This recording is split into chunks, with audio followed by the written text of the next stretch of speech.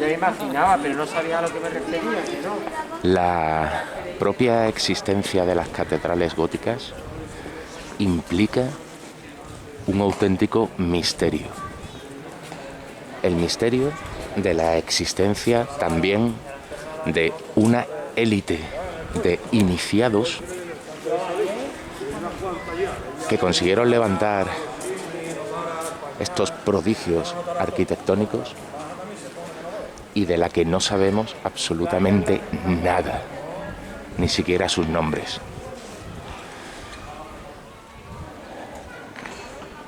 Y digo una élite porque en la construcción de las catedrales estaba implicado toda la sociedad, es decir, dominaban todas las esferas de lo social.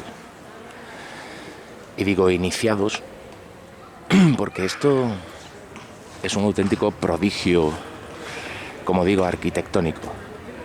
Se trata de un microcosmos, una representación cósmica de toda la realidad. Las catedrales neogóticas que se han hecho no le llegan a las catedrales medievales ni a la suela de los zapatos. Estas han soportado terremotos, guerras, bombardeos, y aquí siguen siendo, creemos, casi imposible de reproducir incluso hoy en día. De esos iniciados no sabemos nada. Hay algunos nombres, pero no debemos de confundir a el perito o al maestro de obra con los auténticos diseñadores. No hay que confundir al perito con el arquitecto. De esos arquitectos, de esos diseñadores de estas catedrales, como digo, no se sabe nada, y la historia del arte ha justificado este anonimato de una manera que nos parece un poco infantil. Ha aludido al anonimato como anular el nombre en beneficio de Dios o de la Iglesia en general. Es esa vieja enseñanza ética de no ensalzar el ego. Pero, como digo, construir estos prodigios arquitectónicos implicaba de forma más o menos directa a toda la sociedad. O sea que es muy extraño que no se sepa realmente ningún nombre de ninguno de los arquitectos o diseñadores que hicieron esto. Nuestra afición o nuestra vieja afición a leer textos alquímicos nos ha hecho deparar en un detalle que vamos a intentar ahora grabar. Sabemos por la obra de Fulcanelli que tras la iconografía cristiana se esconden saberes alquímicos. Esto queda magistralmente expuesto en libros como Las Moradas Filosofales o el famoso Misterio de las Catedrales de dicho autor. Así que nosotros vamos a ver ahora el lado oeste de la catedral, del bautismo, que está allí, la de la Asunción, que es esa, y la del nacimiento, que es esta. Y vamos a fijarnos en algo que ignoramos si alguien antes se ha fijado en ello.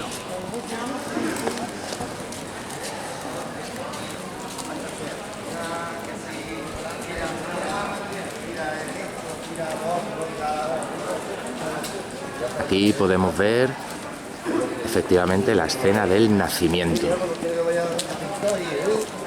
Y ya notamos una extrañeza justo debajo de la cuna donde se encuentra el niño Jesús. Sabemos que la filacteria es un elemento esotérico, pero lo que queremos fijarnos es en la propia cuna del niño Jesús. Vemos que esa cuna no está hecha de paja, sino de fuego. Es una cuna flamígera. Y además, dentro de la cuna hay estrellas. 1, 2, 3, 4, 5, 6. Pudiera haber incluso, quizás habría que observarlo mejor, 7 estrellas, haciendo referencia a los 7 planetas o a los 7 metales. Recordemos que la plata es la Luna, el hierro es Marte, el oro es el Sol, etc. Es extraño, pues, que el niño no esté sobre una cuna normal de paja, sino sobre una cuna flamígera con los planetas influenciando sobre él. Estamos tal vez no ante la cuna del niño Jesús, sino ante el crisol de los alquimistas. Recordemos esa correlación entre la palabra crisol y la palabra Cristo. Una relación fonética muy típica también de los alquimistas. Es del crisol de donde surge Cristo, o la materia perfeccionada, es decir, la piedra filosofal.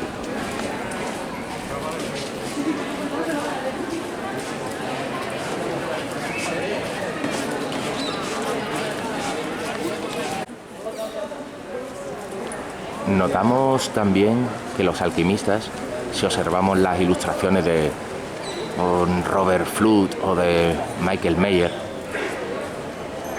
utilizaban símbolos para representar la época del año, las fechas en las que las operaciones alquímicas eran más propicias para hacer. Y aquí también vemos la fecha en la que esta operación es más propicia de realizar. Tenemos al toro, es decir, estamos en mayo. Mayo, como dicen los textos alquímicos, era una fecha propicia para la obtención de la piedra filosofal, la primavera. Tal vez todos esos detalles que se encuentran debajo del toro tengan, desde este punto de vista, otro significado. Tal vez nos estén mostrando ciertas claves del proceso alquímico. Notamos también un extraño personaje. Es un rey mago. Recordemos que en la Biblia, en los Evangelios, nunca se dice que los reyes magos fueran 3, ni que ni siquiera fueran reyes. Los evangelios dicen que los magos de Oriente vinieron a adorar al niño, simplemente. Este extraño personaje, casi híbrido, casi nos recuerda pero representado de otro modo, al andrógino alquímico. Tiene su mano derecha levantada con un elemento masculino activo y su mano abajo con un elemento receptivo. No ha representado aquí el artista a 3 reyes magos, a pesar de que le sobrara talento para hacerlo, pues vemos detrás muchos más detalles. Podía haber representado, aunque fuese en bajo relieve, a los otros 2 reyes. Sin embargo, nos muestra este extraño personaje. No se sabe si es una mujer, no se sabe si es un hombre, es Sofía, es la filosofía, o tal vez sencillamente una representación directa de la alquimia.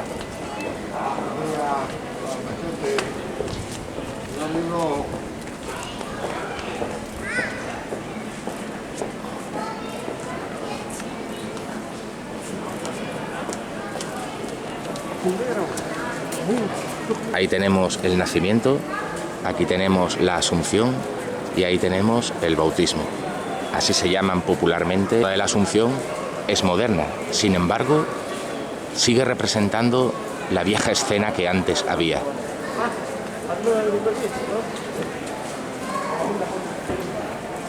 Los antiguos o las antiguas esculturas medievales han sido sustituidas aquí en el siglo XIX por esta representación más moderna de la Asunción, ya con el triángulo en la cúspide.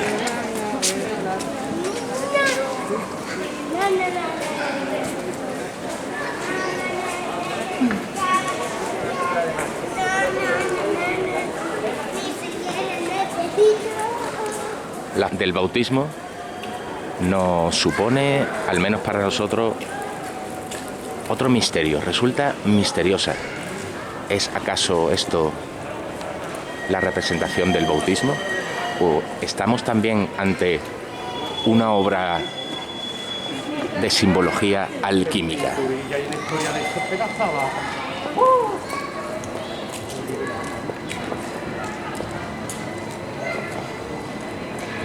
A la izquierda, si nos olvidamos de la simbología cristiana,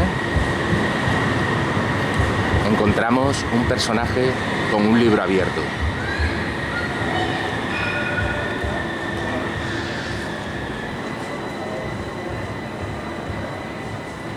Y Jesús no parece aquí salir de las aguas, sino desligarse de una especie de mortaja que lo envuelve.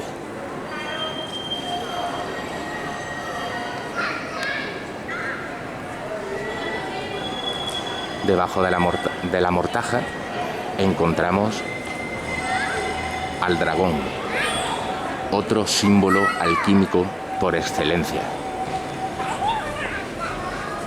Estamos tal vez ante esa fase alquímica denominada nigredo.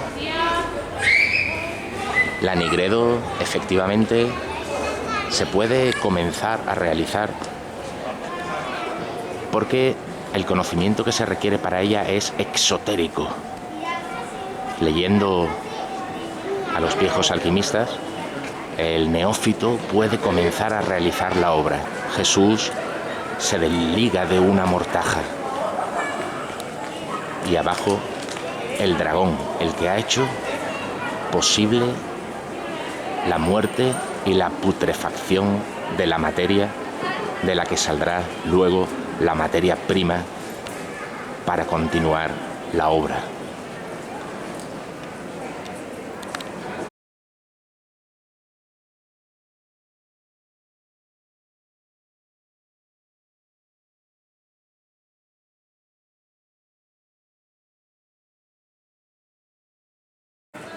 Leídas de izquierda a derecha, tenemos las tres fases de la obra alquímica. La nigredo, la muerte y descomposición de la materia. La albedo, simbolizada por la Asunción.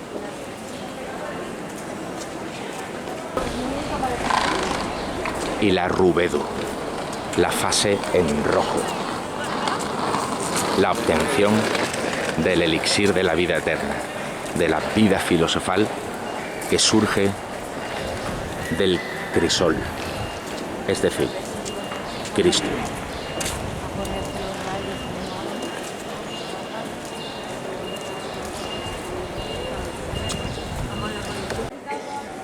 Hemos de decir que las fases alquímicas tradicionalmente eran 4. Solamente en el siglo XV los alquimistas comienzan a hablar de 3 fases alquímicas, las que hemos comentado. la Negredo, la Albedo y la Rubedo. Pero otra coincidencia es precisamente en el siglo XV cuando se hace esta catedral, la Catedral de Sevilla. No obstante, esas antiguas 4 fases de la obra alquímica que se simbolizaban por 4 colores, el negro, el amarillo, el blanco y el rojo, quedan reflejados en la orientación de la propia catedral. Estamos en el lado oeste. Al otro lado de la catedral tendríamos el lado oeste, es decir, por donde sale el sol, el color amarillo. En el lado sur tendríamos el color blanco y al ponerse el sol por detrás de nosotros tendríamos el color del atardecer, el color rojo. El color precisamente de la Rubedo. En el lado norte, que estaría allí, nunca daría el sol, por lo tanto tendríamos el negro y allí se concentra la simbología puramente esotérica. Y esta sería la fachada norte, esa fachada a la que nunca le da el sol. Es la fachada más oscura y por lo tanto aquella en la que se concentra toda la simbología esotérica. La simbología que existe en la fachada que se encuentra dentro del patio de los Naranjos, esto es una fachada exterior, ya es puramente alquímica, nada tiene que ver con el cristianismo. Actualmente cerrada. Vamos a ver, aunque no podamos acercarnos, pero poseemos fotos de ella, de algunos detalles de ella.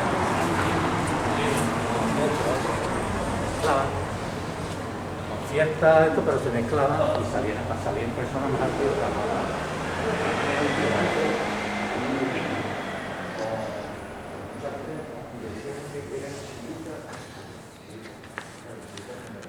Este es el patio de los Naranjos.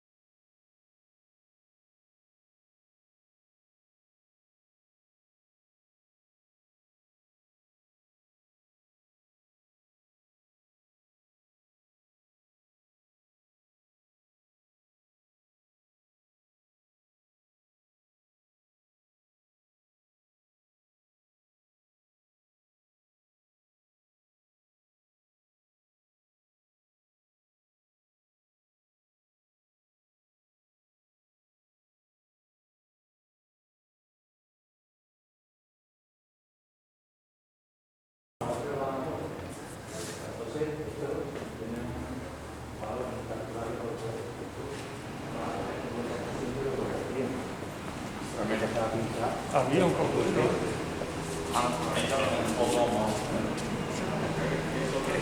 Pero fíjate que una obra tan esta, la construcción maestro de la vida.